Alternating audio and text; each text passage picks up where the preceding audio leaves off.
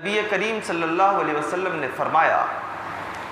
کہ جس چیز کے اندر نرمی ہوتی ہے وہ خوبصورت ہو جاتی ہے، اور جس چیز کے اندر سختی ہوتی ہے وہ چیز بدصورت ہو جاتی ہے، بیکار ہو جاتی ہے۔ ان الحمد للہ نحمده ونستعینه ونستغفره ونؤمن به ونتوکل علیہ ونعوذ باللہ من شرور انفسنا ومن سیئات اعمالنا من يهده الله فلا مضل له ومن يضلله فلا هادي له واشهد ان لا اله الا الله واشهد ان محمدا عبده ورسوله فان خير الحديث كتاب الله وخير الهدي هدي محمد صلى الله عليه وسلم وشر الامور محدثاتها وكل محدثة بدعة وكل بدعة ضلالة وكل ضلالة في النار۔ اعوذ باللہ من الشیطان الرجیم، بسم اللہ الرحمن الرحیم، قاف والقرآن المجید بل عجبوا ان جاءهم منذر فقال الكافرون هذا شيء عجيب أإذا متنا وكنا ترابا ذلك رجع بعيد قد علمنا ما تنقص الأرض منهم وعندنا كتاب حفيظ بل كذبوا بالحق لما جاءهم فهم في أمر مريج أفلم ينظروا إلى السماء فوقهم كيف بنيناها وزيناها وما لها من فروج والأرض مددناها وألقينا فيها رواسي وأنبتنا فيها من كل زوج بهيج تبصرة وذكرى لكل عبد منيب ونزلنا من السماء ماء مباركا فأنبتنا به جنات وحب الحصيد والنخل باسقات لها طلع نضيد رزقا للعباد وحيينا به بلدة ميتا كذلك الخروج كذبت قبلهم قوم نوح وأصحاب الرس وثمود وعاد وفرعون وإخوان لوط وأصحاب الأيكة وقوم تبع كل كذب الرسل فحق وعيد أفعينا بالخلق الأول بل هم في لبس من خلق جديد۔ وقال في موضع آخر ألم يان للذين آمنوا أن تخشع قلوبهم لذكر الله وما نزل من الحق عن جرير بن عبد الله رضي الله عنه قال سمعت رسول الله صلى الله عليه وسلم يقول من يحرم الرفق يحرم الخير رواه مسلم في كتاب البر والصلة۔ رب اشرح لي صدري ويسر لي أمري واحلل عقدة من لساني يفقهوا قولي رب اشرح لي صدري ويسر لي أمري واحلل عقدة من لساني يفقهوا قولي رب زدني علما سبحانك لا علم لنا إلا ما علمتنا إنك أنت العليم الحكيم۔ رب اشرح لي صدري ويسر لي أمري واحلل عقدة من لساني يفقهوا قولي رب زدني علما سبحانك لا علم لنا إلا ما علمتنا إنك أنت العليم الحكيم۔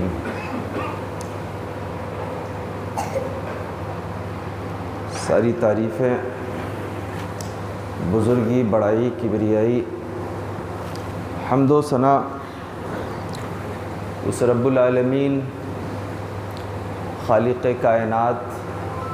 مالک ارض و سماوات کے لیے لائق و زیبا ہے، جس نے پوری کائنات کو پیدا کیا، جو اس روئے زمین کے ذرے ذرے کا مالک ہے، جو ہمارا آپ کا ہر شے کا پالنہار ہے۔ بے شمار درود و سلام نازل ہو اللہ کے حبیب، ماہر طبیب، خاتم النبیین، سید المرسلین، جناب محمد رسول اللہ صلی اللہ علیہ وسلم پر، جنہیں رب العزت نے پوری کائنات کے لیے مکمل، آئیڈیل، آدرش اور نمونہ بنا کر کے بھیجا۔ حاضرین جمعہ، اللہ کا بہت شکر و احسان ہے کہ پھر سے رب ذوالجلال نے رمضان کی ان مبارک ساعتوں میں جمعہ جیسے مبارک دن سے ہم تمام لوگوں کو روبرو کروایا، اور ہمیں آپ کے سامنے کچھ گفتگو کرنے کی سعادت نصیب ہوئی۔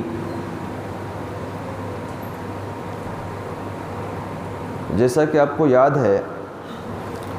اگر آپ نے باتیں غور سے سننے کی عادت ڈالی ہوئی ہے تو شاید آپ کو یہ بات یاد ہو کہ پچھلے جمعہ کو میں نے دل کی نرمی کے حوالے سے گفتگو کی تھی کہ جب دل نرم ہوتا ہے تو اس کی کیا کیا فضیلتیں ہیں، اس کی وجہ سے انسان کہاں سے کہاں پہنچ جاتا ہے، اور دل کی نرمی ایک انسان کو اللہ کی نظروں میں کتنا محبوب بناتی ہے۔ آج ہم بات کریں گے، وہ تو میں نے دل کی نرمی کے بارے میں بات کی تھی، لیکن آج ہم بات کرنے والے ہیں کہ دل نرم کیسے ہوتا ہے۔ اگر یہ دل ہے تو اس کو نرم بنایا کیسے جائے۔ یہ گفتگو اسی لیے بھی زیادہ اہم ہے کہ یہ جو مہینہ جس سے ہم گزر رہے ہیں، نماز روزوں کا اہتمام ہے، صدقہ زکوٰۃ، غریب مسکین، ان سبوں کی پریشانی مصیبتوں کا خیال کر کے اللہ نے جسے جتنی صلاحیت بخشی ہے اس کے مطابق وہ اللہ کی راہ میں خرچ کر رہا ہے۔ لیکن ان تمام چیزوں کے باوجود دل اگر ہمارا اس طریقے سے نرم نہیں ہوا جس طریقے سے رب ذوالجلال کو مطلوب ہے، مقصود ہے، تو شاید یہ جو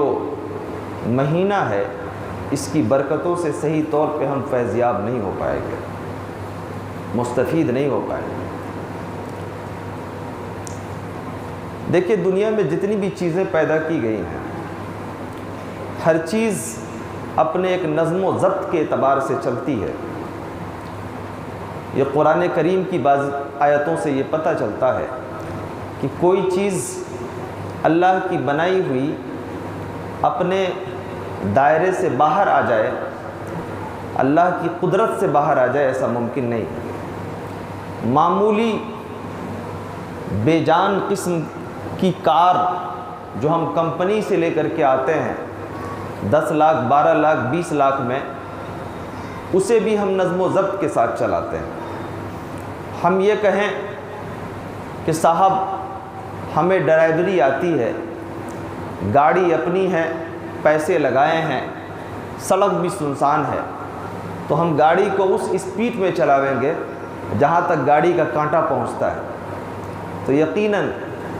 آپ کے اس اوور کانفیڈنس کی وجہ سے آپ اپنا بھی نقصان کریں گے، سڑک کا بھی نقصان کریں گے، گورنمنٹ کے بنائے ہوئے قانون کا بھی نقصان کریں گے، آنے والے مسافروں کا بھی نقصان کریں گے۔ تو ذرہ برابر اعتدال کی کمی کی وجہ سے یا اوور کانفیڈنس کی وجہ سے زندگی کے عام راستوں میں، عام حالات میں انسان بڑے بڑے حادثوں کا شکار ہو جاتا ہے۔ اسی طریقے سے آنکھیں آپ کی ہیں، ہاتھ آپ کا ہے، پیر آپ کا ہے، کلیجہ آپ کا ہے، سینہ آپ کا ہے، سانسیں آپ کی ہیں، لیکن اس کا مطلب یہ ہرگز نہیں ہے کہ آپ اسے اوور کانفیڈنس کے ساتھ اپنی طبیعت سے جیسے جب چاہے استعمال کریں، ایسا ممکن نہیں۔ حضرت عائشہ صدیقہ رضی اللہ عنہ بیان کرتی ہیں کہ نبی کریم صلی اللہ علیہ وسلم نے فرمایا کہ جس چیز کے اندر نرمی ہوتی ہے وہ خوبصورت ہو جاتی ہے، اور جس چیز کے اندر سختی ہوتی ہے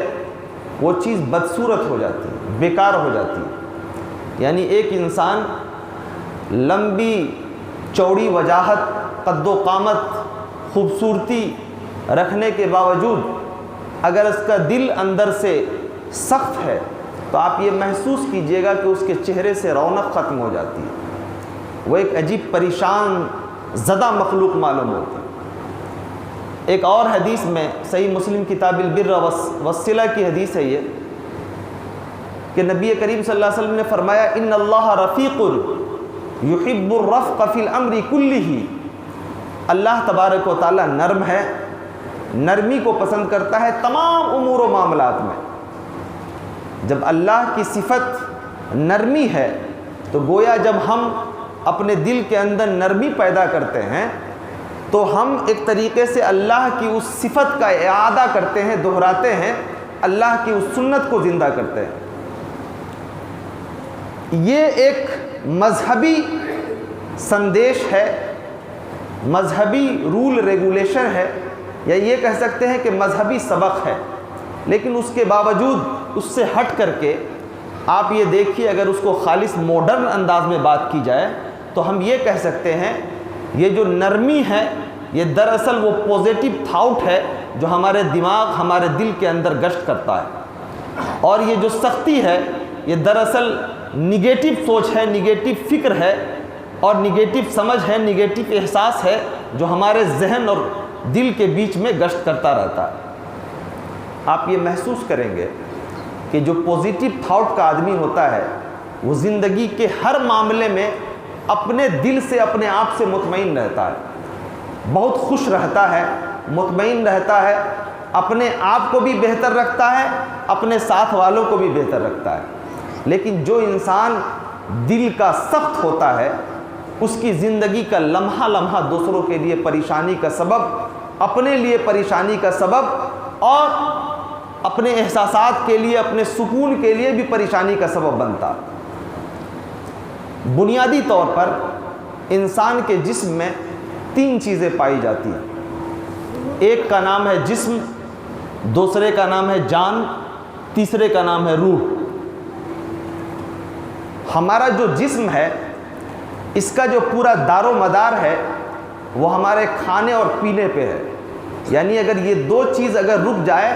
تو ہمارے جسم اور باڈی کا جو پورا سسٹم ہے وہ ایک طریقے سے گل کر کے دھس کر کے آپ ہڈیوں کا ڈھانچہ بن جائیں گے۔ کسی شخص کو آپ نے دیکھا ہوگا زلزلوں کے موقع پر جو لوگ زمین کے نیچے دب جاتے ہیں اور ایک مہینے کے بعد بہت سارے لوگوں کو جو نکالا گیا زندہ حالت میں، ایک اچھا خاصا آدمی پورے طور پہ گل کر کے جسم پورا اس کا گوشت ختم ہو کر کے ہڈی کا ڈھانچہ بن گیا ہوا تھا۔ تو گویا کھانے اور پینے کا جو تعلق ہے وہ ہمارے جسم سے ہے، جسم کی فراوانی سے ہے، جسامت سے ہے، ان ساری چیزوں سے۔ ایک دوسری چیز ہے جان۔ جان کا جو تعلق ہے وہ براہ راست ہواؤں سے ہے۔ اگر یہ ہواؤں کا سسٹم ختم ہو جائے تو انسان کی جان ختم ہو جائے گی۔ اسی لیے جب اس سانس میں دشواری پیش آتی ہے تو ہم لوگ آکسیجن لگاتے ہیں، یعنی جس رفتار سے اسے ہوا جانی چاہیے وہ اس رفتار سے دل جب سانسیں اس کو قبول نہیں کرتی ہے تو اس حساب سے اس کو ہواؤں کا انتظام کیا جاتا ہے۔ تیسری چیز ہے روح۔ یہ ایک ایسی چیز ہے جب یہ بے قرار ہوتی ہے، پریشان ہوتی ہے تو اس کا علاج دنیا کے کسی بھی میڈیکل سائنس کے اندر موجود نہیں۔ جو لوگ ترقی یافتہ ذہن کے لوگ ہیں وہ بعض دفعہ روح کی تسکین کے لیے گانا اور موسیقی سنتے ہیں، وہ یہ سمجھتے ہیں کہ شاید گانوں کی بڑی آوازوں سے ہمارے دل کو، روح کو تسکین پہنچ جائے گا، لیکن ایسا ہو نہیں پاتا ہے۔ آپ یہ دیکھتے ہیں کہ جن ممالک میں یا جن جگہوں میں جو لوگ بھی جس سماج اور معاشرے کے اندر، جس فیملی کے اندر اپنے آپ کو بہت زیادہ ایڈوانس سمجھنے والے لوگ ہیں، آپ دیکھتے ہیں کبھی کبھی ان کی ایسی پراسرار موتیں ہوتی ہیں، ایسی موت جس کا سمجھنا مشکل ہوتا ہے کہ بھائی اس کے پاس گاڑی تھی، بنگلہ تھا، شہرت تھی، پیسے تھے، سب کچھ تھے، نوکر تھے، چاکر تھے، آخر کیا وجہ ہے کہ اس آدمی نے خاموشی کے ساتھ آتم ہتیا کر لیا، خودکشی کر لی؟ کوئی علاج، دوائیں بھی کھاتے ہیں، نیند کی دوائیں، اس کے باوجود بھی ان کے پاس کوئی حل دکھائی نہیں دیتا۔ قرآن کہتا ہے کہ میرے پاس حل ہے۔ وہ حل یہ ہے کہ الا بذکر اللہ تطمئن القلوب، اللہ کے ذکر سے دل کو سکون پہنچتا ہے۔ یہ بات آپ کو سیدھے سن کر کے سمجھ میں نہیں آئے گی، اس لیے کہ آپ یہ بات مجھے معلوم ہے کہ کئی بار سن چکے ہوں گے، آئندہ بھی سنیں گے۔ یہ بات صرف سن کر کے سمجھنے کی نہیں ہے، یہ کر کے محسوس کرنے کی چیز ہے کہ اللہ کے ذکر سے تسکین کیسے پہنچتا ہے۔ اللہ کے ذکر سے جب تسکین پہنچا لوگوں کو تو جانتے ہیں، وہ حبشہ کا جو بادشاہ تھا اصحما، اس کے دربار میں جب قرآن کی تلاوت کی گئی تو کیا ہوا؟ وَإِذَا سَمِعُوا مَا أُنزِلَ إِلَى الرَّسُولِ تَرَىٰ أَعْيُنَهُمْ، قرآن کہتا ہے تفیض من الدمع، قرآن کہتا ہے کہ بھائی جب اللہ تبارک و تعالیٰ کی آیت اس بھرے دربار میں جب تلاوت کی گئی تو پورا کا پورا دربار آنسوؤں میں ڈوب گیا، اور آنسوؤں میں صرف ڈوبا نہیں بلکہ آنسوؤں کا سیلاب جاری ہو گیا۔ یہ کیوں جاری ہو گیا؟ اس لیے جاری ہو گیا جو قرآن کی آیتیں پڑھی گئی تھی وہ سمجھنے کی صلاحیت رکھتے تھے۔ قرآن ہم پورا پڑھ لیں لیکن اگر اس کی چند آیتیں بھی ہمارے سمجھ میں نہیں آتی ہیں تو بس اتنا ضرور ہوگا کہ ہم یہ سمجھیں گے کہ یہ اللہ کا کلام ہے، خیر و برکت کی کتاب ہے، لیکن جس مقصد کے لیے اللہ تبارک و تعالیٰ نے اس قرآن کریم کو اتارا ہے وہ مقصد آپ کے دل کی تہوں میں نہیں اتر سکتا ہے، یہ ایسا کہا جاتا ہے۔ علامہ ابن قیم الجوزی رحمۃ اللہ علیہ نے بڑی خوبصورت بات کہی ہے، بہت شارٹ لیکن بہت اچھی بات کہی ہے۔ علامہ ابن قیم فرماتے ہیں کہ پورے قرآن کو پڑھنے سے یہ بہتر ہے کہ ایک انسان ایک آیت کو سمجھ کر بوجھ کر پورے شعور کی صلاحیت کے ساتھ دماغ کو حاضر و ناظر کر کے پڑھ لے تو وہ اس کے لیے زیادہ بہتر ہے۔ اس لیے بہتر ہے کہ قرآن جو ہے نا وہ ہدایت کی کتاب ہے، اور ہدایت کی کتاب کو سب تک سمجھا نہیں جائے گا تب تک وہ کتاب براہ راست اس کے دل پہ اثر انداز نہیں ہوگی۔ تو قرآن کو سمجھنا ضروری ہے، تب جا کر کے ہمارے دل میں نرمی پیدا ہوگی۔ اس کی سب سے پہلی چیز یہ ہے دل کو نرم کرنے کی، وہ یہ ہے کہ انسان اپنے کلیجے کو اللہ کے ذکر سے معمور رکھے، اللہ کے ذکر سے معمور رکھے اپنے کلیجے کو۔ صحابہ کرام کو جب احساس ہوتا تھا کہ میرا دل سخت ہو گیا ہے تو پریشان ہو جاتے تھے۔ ایک حضرت عائشہ رضی اللہ عنہا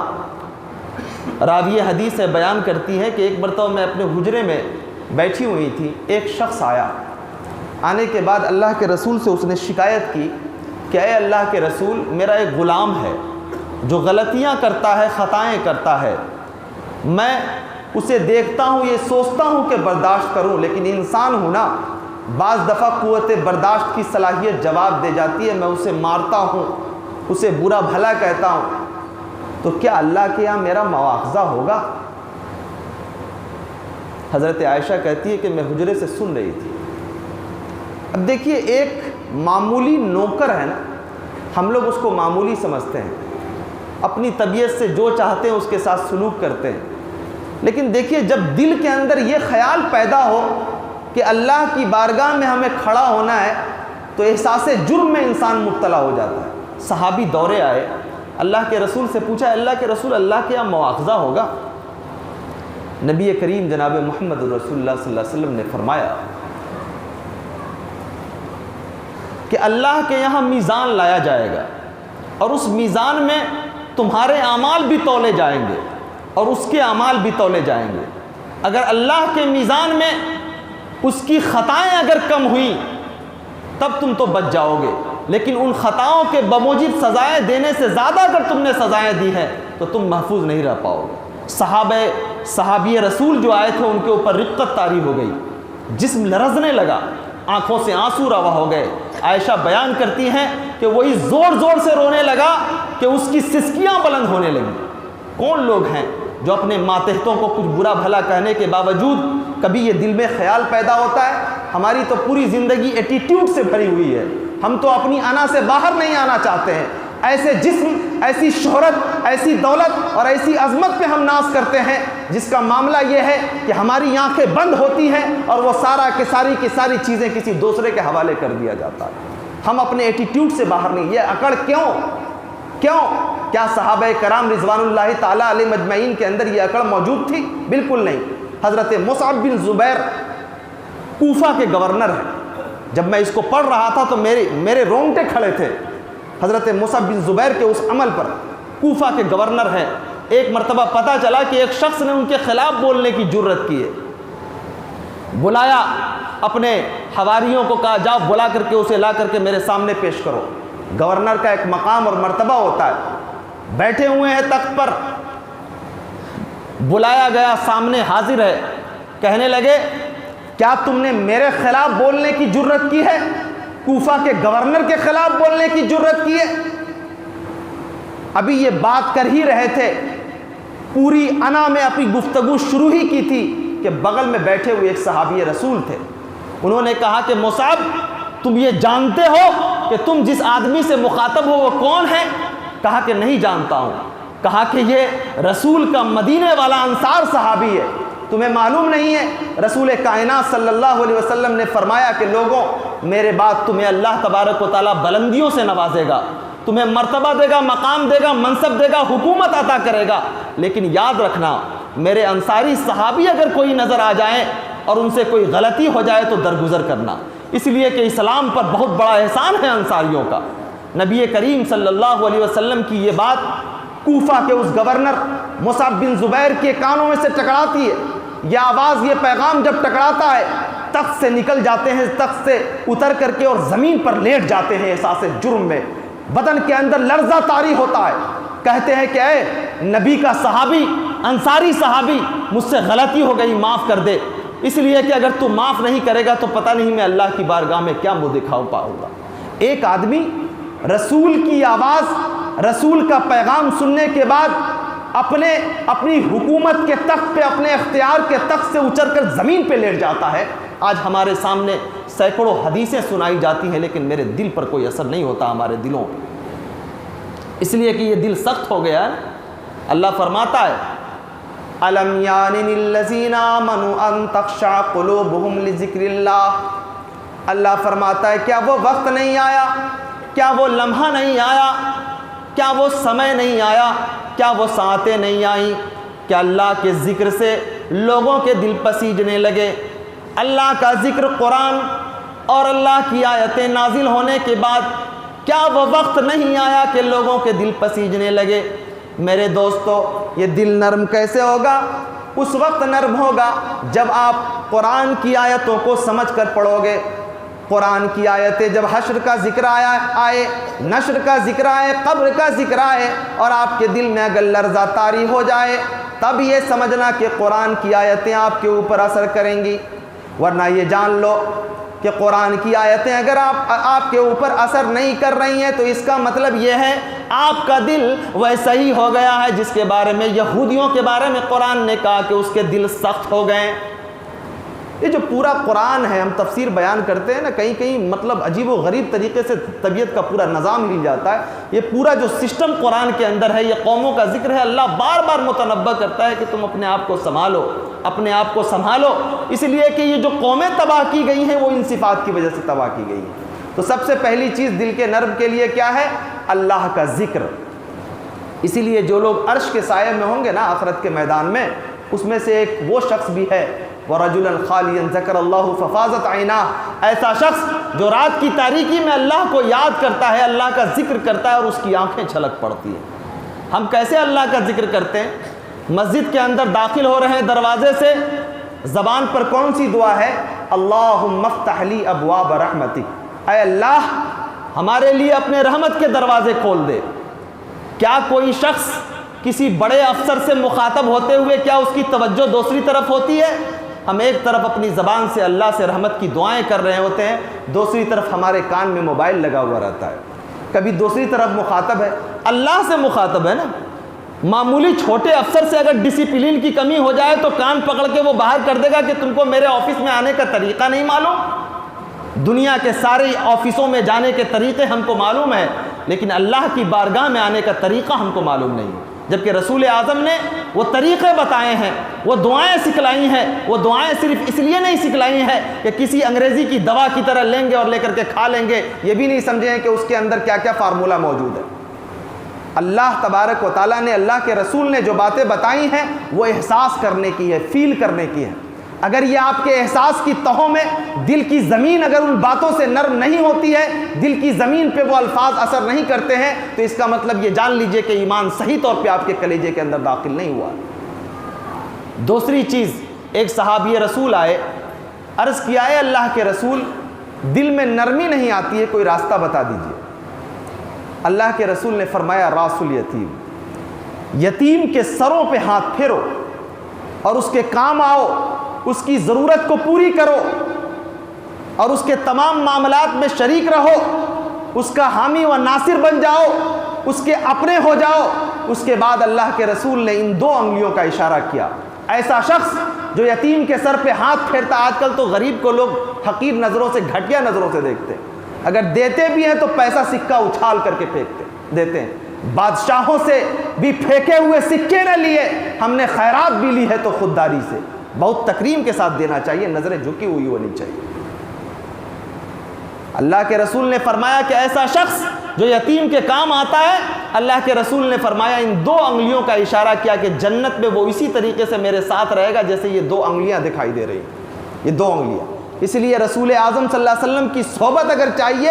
جنت میں تو یہ چاہیے کہ آپ غریب پہ، مسکین پہ، یتیم پہ، بیواؤں پہ، اور جو بھی یہ جو رمضان کا مہینہ ہے، یہ زکوٰۃ کے مصرف کا مہینہ ہے، آپ جتنا عطیات کر لیں، خیرات کر لیں، یہ آپ کے اوپر ہے، اور آپ جتنا چاہیں سخاوت کا مظاہرہ کر لیں، اللہ کی رحمتیں آپ کا انتظار کر رہی ہیں۔ یہ چاہیے کہ آپ اپنے دل کو اگر نرم کرنا چاہتے ہیں تو آپ اپنے ماتحتوں کے اوپر نرمی کا رویہ اپنائیں، یتیموں کو دیکھیں تو آپ کا دل پسیجنے لگے، اس لیے کہ اللہ کی جو دولت دی ہوئی ہے وہ کب چھین لی جائے کوئی نہیں جانتا ہے۔ رسول اعظم صلی اللہ علیہ وسلم کی نرمی اور شفقت کے حوالے سے صحیح الجامع کی روایت ہے، فرماتے ہیں حضرت انس کہ جب اللہ کے رسول مدینہ کی گلیوں سے گزرتے تو کان یزور الانصار یسلم علی صبیانہم ویمسح علی رؤوسہم، اللہ کے رسول جب انصار کے بچوں کو دیکھتے نا تو شفقت سے ان کے سروں پہ ہاتھ پھیرا کرتے تھے۔ ان میں یتیموں کے بچے بھی ہوتے تھے، بیواؤں کے بچے بھی ہوتے تھے، مسکینوں کے بچے بھی ہوتے تھے۔ میرا رسول کتنا شفیق تھا نا، آج تو ہم اپنے بچوں سے دور بھاگتے ہیں۔ رسول دوسرے کے بچوں کو دیکھے تو ان کے سروں پہ ہاتھ پھیرے۔ جب کوئی سر پہ ہاتھ پھیرتا ہے نا، سائیکلوجی کو پڑھیے تو آپ کو سمجھ میں آئے گا کہ سر پہ پھیرنے والا ہاتھ جو آدمی ہوتا ہے نا، وہ اپنے آپ کو بہت کلیجے سے قریب محسوس ہوتا ہے۔ ایک جانور کو بھی اگر آپ سر پہ ہاتھ پھیریے قربانی کے بکرے کو تو آپ سے چمٹنا شروع ہو جاتا ہے۔ جو انسان نہیں ہے، یہ ایک سائیکلوجی ہے جس کو سمجھنے کے لیے عمریں بتانی پڑتی ہیں۔ تیسری چیز یہ ہے دل کی نرمی کے لیے کہ حسن اخلاق اور لمبی خاموشی۔ صحیح مسلم اور صحیح بخاری کی روایت کے مطابق اللہ کے رسول نے فرمایا من کان یؤمن باللہ والیوم الآخر فلیقل خیرا او لیصمت۔ اللہ کے رسول فرماتے ہیں کہ جو آخرت پر ایمان رکھتا ہے اور اللہ کی ذات پر ایمان رکھتا ہے، اس کے لیے یہ ضروری ہے کہ وہ یا تو بولے تو اچھی بات بولے ورنہ وہ چپ رہے، زیادہ بکواس نہیں کرے۔ ہمارے یہاں کیا ہے، جس کو ضرورت نہیں ہے وہ بھی بول رہا ہے، بلا ضرورت بول رہا ہے۔ ہر جگہ آدمی بولنے کو اپنا پیدائشی حق سمجھتا ہے۔ آپ بول کر کے اتنا کریں گے کہ آپ اپنے اندر کی آگ بجھا لیں گے، لیکن آپ نے کبھی سوچا ہے آپ جو بول رہے ہیں اگر وہ غلط بول رہے ہیں، آپ کے دل کے اندر چور چھپا ہوا ہے، اللہ آپ سے پوچھے گا کہ تم نے اپنے دل کے اندر چور رکھ کر کے گفتگو کی تھی۔ تو حسن اخلاق اور لمبی خاموشی، یعنی کتھنی کم ہونا چاہیے، کرنی زیادہ ہونا چاہیے۔ زبان آپ کی قینچی کی طرح کم چلے، آپ کا عمل زیادہ بولے۔ اسی لیے عامر عثمانی نے کہا کہ تحریر سے ممکن ہے نہ تقریر سے ممکن وہ کام جو انسان کا کردار کرے ہے۔ تم چاہے جتنا چیخ لو، چلا لو، بول لو، اگر تمہارے دل کے اندر نرمی نہیں ہے، تمہارے لہجے کے اندر نرمی نہیں ہے، تمہاری گفتگو کے اندر نرمی نہیں ہے، تو یہ ساری چیزیں بیکار ہیں۔ اس لیے کہ اگر تم نماز پڑھتے ہو تو اچھے نمازی ہو سکتے ہو، روزہ رکھتے ہو روزہ دار ہو سکتے ہو، مفسر ہو سکتے ہو، فقیہ ہو سکتے ہو، عالم ہو سکتے ہو، اپنے آپ کو وقت کا بہت بڑا سخی کہہ سکتے ہو، لیکن یہ یاد رکھنا تمہارے دل کے اندر نرمی نہیں ہے تو تم ایک نیک انسان نہیں ہو سکتے۔ ایک روایت کے مطابق اللہ کے رسول نے فرمایا، علامہ البانی نے اس کو صحیح کہا ہے، ترمذی کی روایت ہے، اللہ کے رسول نے فرمایا کیا میں تمہیں اس آدمی کی خبر نہیں دوں جسے جہنم میں نہیں ڈالے گا، یا بعض روایتوں کے مطابق اس کے اوپر جہنم کی آگ حرام کر دی جائے گی۔ اللہ کے رسول نے فرمایا جس کے اندر نرمی ہوتی ہے، جس کے اندر ملائمت ہوتی ہے، جو دل کا میٹھا ہوتا ہے، دل کا نرم ہوتا ہے، اللہ کی جہنم اس کے اوپر حرام کر دی جاتی ہے۔ اس کے بعد اللہ کے رسول صلی اللہ علیہ وسلم کے پاس چوتھی چیز یہ ہے کہ اللہ کے رسول ایک مرتبہ رات میں تہجد کے لیے اٹھے۔ ربیہ بن کعب ایک صحابی رسول ہے، آئے رات کا اندھیرا ہے اور سارا عالم سویا ہوا ہے، آئے اور کہا اے اللہ کے رسول میں آپ کے لیے وضو کا انتظام کرنا چاہتا ہوں۔ دیکھیے پانی کا تو آدمی کر لے گا انتظام، لیکن صحابہ کرام کی جستجو دیکھیے، رات کا وقت ہے، اللہ کے رسول کے لیے پانی کا انتظام کر رہے ہیں۔ پانی کا انتظام جب کر دیا، پوری کائنات سوئی ہوئی ہے، صحابی کے دل میں رسول اعظم صلی اللہ علیہ وسلم کی قربت کا احساس سر چڑھ کے بولنے لگا، کہنے لگے اے اللہ کے رسول یہ رات کا وقت ہے نا، یہ بڑا خوبصورت منظر ہے، اے اللہ کے رسول میں یہ چاہتا ہوں کہ آپ دعا فرما دیجئے کہ اللہ تبارک و تعالی جنت میں آپ کی صحبت نصیب فرمائے۔ اللہ کے رسول نے فرمایا اور بول، اور کیا مانگتا ہے، اور کیا کہتا ہے؟ بولا اے اللہ کے رسول جس انسان کو جنت مل جائے اور پھر آپ کی صحبت نصیب ہو جائے، اب اس سے زیادہ خوشی اور اس سے زیادہ چاہت کیا ہو سکتی ہے؟ اے اللہ کے رسول کافی ہے ہمارے لیے۔ نبی کریم جناب محمد الرسول اللہ صلی اللہ علیہ وسلم نے بڑی پیاری بات کہی، اگر تو چاہتا ہے کہ جنت میں ہماری صحبت تمہیں نصیب ہو تو کثرت سے نوافل پڑھا کر، اس لیے کہ ایک روایت کے مطابق ساتھ میں پڑھے گئے نوافل سے زیادہ 25 گنا زیادہ اکیلے میں جب اللہ سے روبرو بندہ ہوتا ہے نا تو اللہ کو پیار آتا ہے، اس ادا پہ، بندے کے اس طریقے پہ، بندے کی اس حرکت پہ اللہ کی محبتیں نچھاور ہونے لگتی ہے۔ اللہ کے رسول نے پھر فرمایا کہ یہ جو اکیلے میں نوافل پڑھنے کا اہتمام ہے نا، یہ تمہارے دل کے تکبر کو ختم کرے گا، تمہارے دل کو نرم کرے گا، تمہارے احساس کو ملائم کرے گا، اور تمہارے ذہن اور دماغ کے اندر جو نگیٹو سوچ اور تھاٹ آتا ہے اس کو بالکل ڈیمیج کرے گا۔ اللہ کے رسول نے فرمایا کثرت سے نوافل پڑھا کر۔ اور اس کے بعد ایک اور چیز ہے جو حضرت عیسیٰ علیہ السلام نے فرمایا تھا کہ وَبَرًّا بِوَالِدَتِي وَلَمْ يَجْعَلْنِي جَبَّارًا شَقِيًّا، کہ اللہ تو نے مجھے اپنے والدہ کا فرما بردار بنایا ہے، اور میں یہ نہیں چاہتا ہوں کہ میں سرکش بنوں۔ یعنی اگر آپ کے والدین زندہ ہیں، اگر آپ کے ماں باپ زندہ ہیں، جو اس روئے زمین کی میں یہ کہہ سکتا ہوں کہ سب سے مظلوم مخلوق ہے، جیسے ہی بڑھاپے کی دہلیز پر ایک شخص قدم رکھتا ہے، بچے جوان ہوتے ہیں، ایسا لگتا ہے کہ جیسے اس کی ساری خواہشیں دم توڑ گئی ہیں، بچوں کو ان کی آہ تک سنائی نہیں دیتی۔ اگر آپ یہ چاہتے ہیں کہ آپ کا دل نرم ہو تو آپ اپنے والدین کی اطاعت کیجئے، والدین کی فرما برداری کیجئے۔ آخری چیز یہ ہے کہ حضرت عائشہ صدیقہ رضی اللہ عنہا کے پاس ایک صحابیہ آئیں اور پوچھا کہ میں اپنے دل کو نرم کرنا چاہتا ہوں، کیا طریقہ ہو سکتا ہے؟ حضرت عائشہ صدیقہ رضی اللہ عنہا نے بتایا کہ تم کثرت سے موت کو یاد کرو، اور موت کو یاد کرنے کا ایک طریقہ نبی کونین نے یہ فرمایا ہے کہ قبروں کی زیارت کیا کرو، ایسی قبروں کی نہیں جن قبروں میں بڑے بڑے قبے اور جبے بنے ہوئے ہوں اور بیٹھے ہوئے مجاورین بیٹھ کر کے تسبیح میں مصروف ہوں، ایسی قبروں کی نہیں، بلکہ ایسی قبروں کی زیارت کیا کرو جو قبریں دھسی ہوئی ہیں، جن قبروں میں کبھی بڑے بڑے لوگ دفن کیے گئے تھے، آج وہ قبریں دھسی گئی ہیں، ٹوٹی پھوٹی قبریں دیکھ کر کے تم کو یہ محسوس ہوگا کہ کل ہو کر کے یہی میرا دائمی اور آخری ٹھکانہ ہے۔ چاہے ہم جتنے اکڑ لیں، چاہے جتنے اترا لیں، چاہے جتنے غرور میں مبتلا ہو لیں، چاہے اپنی شہرت اور عظمت پہ چاہے جتنے ناز کر لیں، اپنی طاقت کا چاہے جتنا غلط استعمال کر لیں، ایک روز ہم کو مر جانا ہے، اور اسی طریقے سے قبر کے نیچے کوئی چند لوگ آئیں گے، آ کر کے دفن کر دیں گے، اور پھر میرے جسم کی ساری بوٹیاں ختم ہو جائیں گی، ہڈیاں الگ ہو جائیں گی، اور پھر کل ہو کر کے یہ میرا آخری گھر ہے وہ اسی طریقے سے دھسا ہوا ملے گا۔ رسول اعظم صلی اللہ علیہ وسلم نے فرمایا کہ قبروں کی زیارت کرو، اور ایسی قبروں کی جو قبریں دھسی ہوئی ہیں۔ اس لیے عثمان غنی کے بارے میں آتا ہے کہ جب باتیں بہت ساری ہوتی تو عثمان غنی روتے نہیں، بہت ساری جگہوں پر اپنے آپ پہ تحمل کا مظاہرہ کرتے، لیکن جب قبر کی منظر کا ذکر آتا، جب قبر کے روبرو ہوتے، حضرت عثمان غنی داماد رسول، اللہ کے رسول نے ایک مرتبہ فرمایا کہ عثمان اگر آج کے بعد سے اگر کوئی ثواب نہیں بھی کمائے تو اللہ کی جنت اس کا انتظار کر رہی ہے، مواخذہ نہیں کیا جائے گا۔ اس عثمان غنی کا حال یہ ہے کہ جب قبر کی بات آتی تو بے تحاشا زارو قطار روتے۔ آج تو حال یہ ہے کہ ہم قبرستان میں جا کر کے اپنے دانت کو نکال کر کے بے شرمی کا مظاہرہ کرتے رہتے ہیں، قبرستان میں جا کر بھی ہمارے چہرے سے تبسم ختم نہیں ہوتے۔ یہ کیا ہے؟ ہمارے دل کی سختی کا نتیجہ ہے۔ اللہ کے رسول نے جس شخص کے بارے میں کہا کہ اس کا کوئی غلطی کا مواخذہ نہیں، وہ جب قبروں کے روبرو ہو تو بے تحاشا روئے، اتنا روئے کہ اس کی داڑھیاں تر ہو جائے، اور آپ ہیں کہ ہنستے ہو، ٹھٹھا اور مذاق سمجھ رکھا ہے زندگی کو، قبروں کو۔ اللہ کے رسول کا داماد روتا تھا، پوچھا گیا، کہا گیا کہ نبی کونین میرے داماد نے فرمایا، میرے سسر نے فرمایا کہ کل ہو کر کے آخرت کی منزل میں یہ پہلی منزل ہے قبر، اس لیے جب جب قبر کی یاد آتی ہے، قبر کو دیکھتا ہوں، میرے رونگٹے کھڑے ہو جاتے ہیں، اس لیے کہ first impression is the last impression, یہ پہلی منزل اگر طے ہو جائے گی تو اللہ تبارک و تعالیٰ دوسرے راستے کو بھی آسان کر دے گا۔